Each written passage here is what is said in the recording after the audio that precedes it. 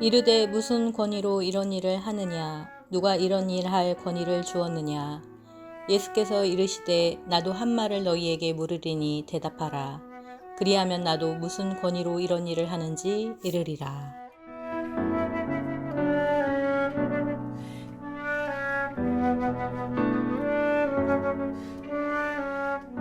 샬롬, 복된 금요일 아침입니다. 오늘은 마가복음 11장 27절로 12장 12절 내게 대답하라, 이 제목으로 말씀 나누고자 합니다. 우리는 어제 월요일 예수님의 성전 정결 사건을 보았습니다. 성전은 만민이 기도하는 집이죠. 하지만 그 만민이 기도하는 집이 강도의 소굴로 변질되어 버렸습니다. 하나님을 믿으라 선언하시는 그 예수님의 마음이 무엇이었는지, 하나님을 이야기하지만 하나님을 믿지 않고 자기의 탐욕과 욕망을 채우고자 하는 수단으로서 성전이 얼마든지 변질되어질 수 있음을 예수님은 책망하시며 다시 한번 성전의 의미가 무엇인지를 분명히 하셨습니다. 그리고 화요일, 어제 보면 20절 이하에서부터 이제 화요일의 사건이 이루어지는데요. 여러분, 오늘 본문도 화요일에 있었던 일인데 이것이 마가복음 13장까지 꽤 많은 분량의 이야기들이 화요일 날 이루어진 그 사건을 기록하고 있습니다. 그리고 14장에서 이제 수요일로 넘어가게 되는데요. 자, 이 흐름 가운데 오늘 본문 27절을 보시죠.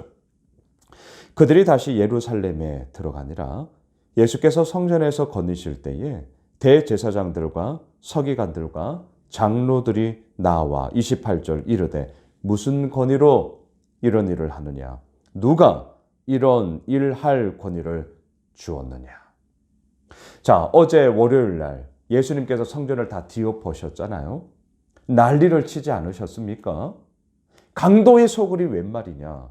만민이 기도하는 집으로 이 성전이 있어야 하겠건만 이게 뭐하는 짓이냐? 예, 난리를 쳤죠. 그 소문이 왜 퍼지지 않았겠습니까? 그래서 오늘 본문 이 대제사장들, 서기관들, 장로들, 이 예루살렘 성전의 리더십들 아니겠습니까? 이들이 다시금 화요일 날 성전으로 오신 예수님께 묻고 있는 거죠. 네가 무슨 권위로 이런 일을 하느냐? 누구에게 이 권위를 주었어? 라고 묻고 있습니다. 자, 이것은 사실 묻고 있는 것이 아니라 이들 나름대로 예수님을 질책하고 책망하는 것이죠. 왜? 그 당시 성전에서 일할 권위는 누가 준 것입니까? 대제사장들, 서기관들, 장로들. 이들로 구성되어져 있는 산헤드린 공회의 허락이 없이는, 컨펌을 받지 않으면 이러한 일을 할 수 없었기 때문이죠. 다시 말하면 우리에게 권위가 있는데, 나에게 이러한 주도권이 있는데 감히 네 따위가 뭐라고 이 난리를 치는 거야. 지금 이렇게 책망을 하고 있단 말이죠. 29절 예수께서 이르시되 나도 한 말을 너희에게 물으리니 대답하라. 그리하면 나도 무슨 권위로 이런 일을 하는지 이르리라.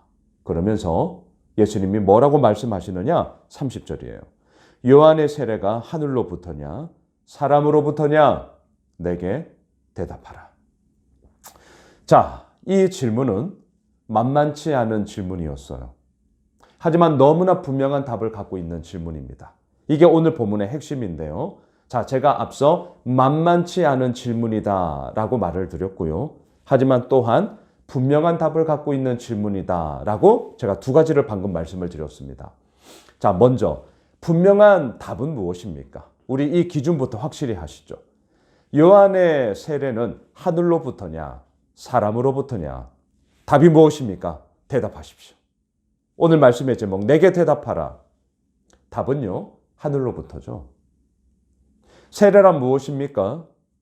하나님을, 예수 그리스도를 주로 고백함으로 말미암아 내 삶의 주인이 하나님이십니다, 예수님이십니다 라는 것을 공적인 공동체 가운데서 함께 고백함으로 말미암아 기뻐하는 너무나도 고귀한 삶의 터닝 포인트가 되는 바로 그 시간이죠.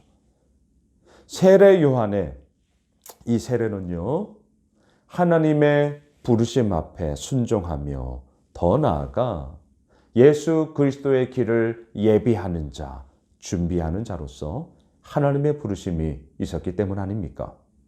하늘로부터죠. 하나님으로부터 주어진 거예요. 이게 분명한 답이에요. 자, 그런데 앞서 말씀드렸어요. 만만치 않은 질문이다. 자, 제가 왜 만만치 않은 질문이다 라고 얘기를 하느냐? 너무나 분명한 답이 있음에도 불구하고 그 답을 온전히 살지 못할 때에 이 가운데 불순물이 끼기 시작한단 말이죠. 그래서 사람들은 만만치 않게 여기게 됩니다. 분명한 답이 없어서가 아니라 그 분명한 답대로 살지 못했기 때문에 우리는 말한다는 거죠. 아, 이게 만만치 않은데? 이렇게 된단 말이죠. 제가 다시 한번 말씀을 드릴게요. 우리의 기준은 성경입니다. 성경 말씀이 진리고 성경 말씀이 생명이고요. 성경 말씀이 오늘도 우리를 이끄십니다. 확신합니다. 그렇기 때문에 오늘도 이 말씀 앞에 우리가 서 있는 것 아닙니까? 그렇게 큐티하자는 것 아닙니까? 이 말씀이 진리인데 이 말씀 앞에 우리가 서지 않으면 내 마음대로 내 멋대로 살아가기 때문이에요. 그리고 이 말씀이 우리의 기준입니다. 그렇다면 이 기준을 내 수준이 그렇게 살지 못한다 하여서 하향 평준화를 시키면 안 된단 말이죠. 상향 평준화가 되어야죠.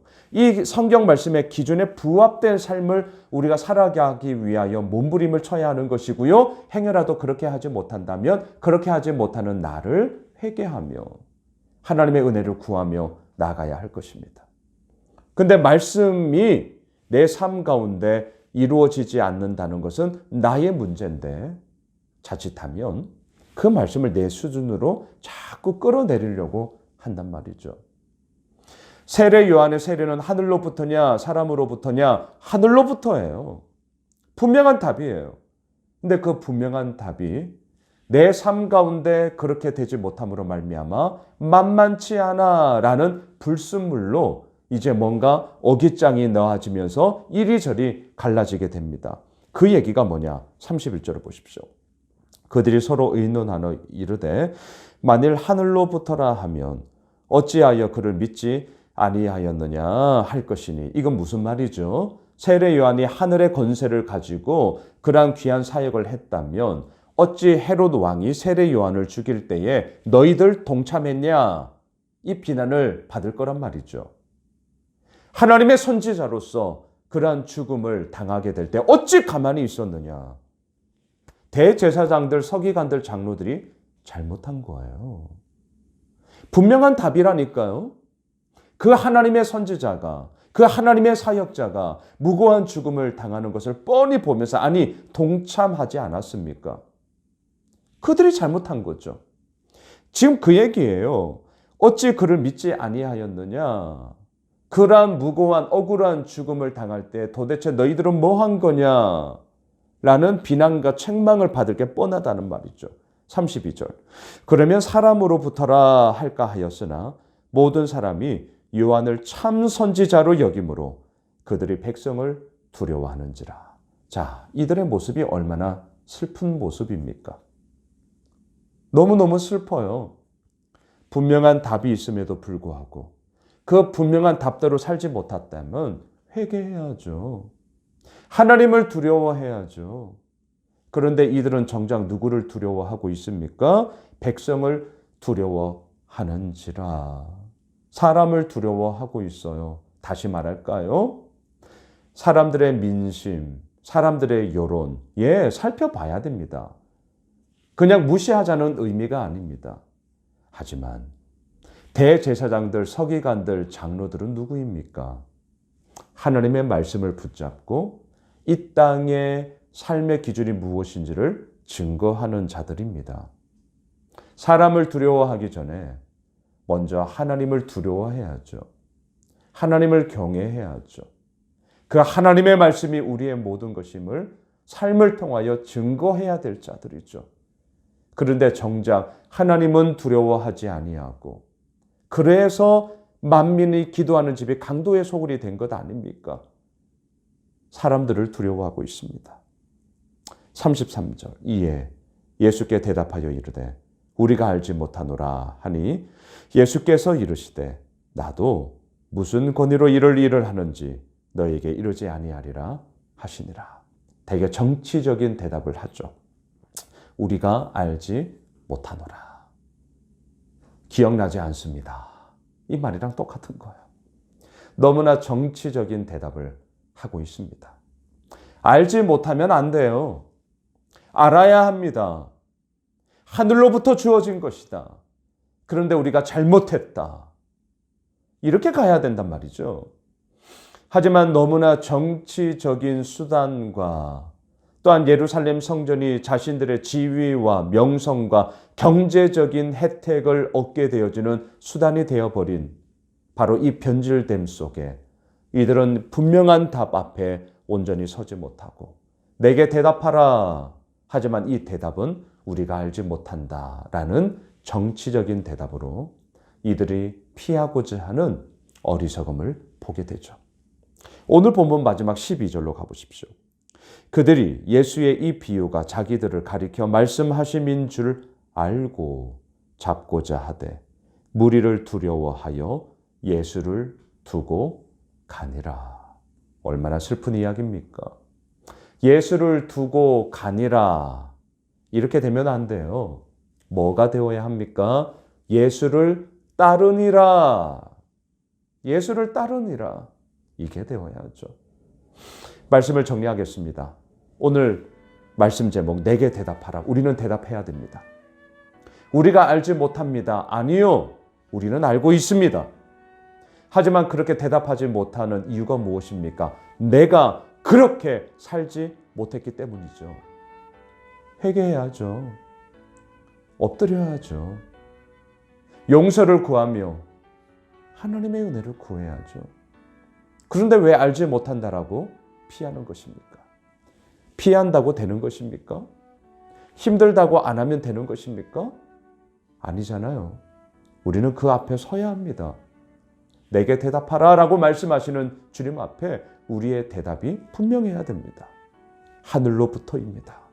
하지만 내가 그렇게 하지 못했습니다. 주님 용서해 주십시오. 내가 다시 한번 예수를 두고 가니라가 아니라 예수를 따르니라 그 삶 가운데 주님 서겠습니다.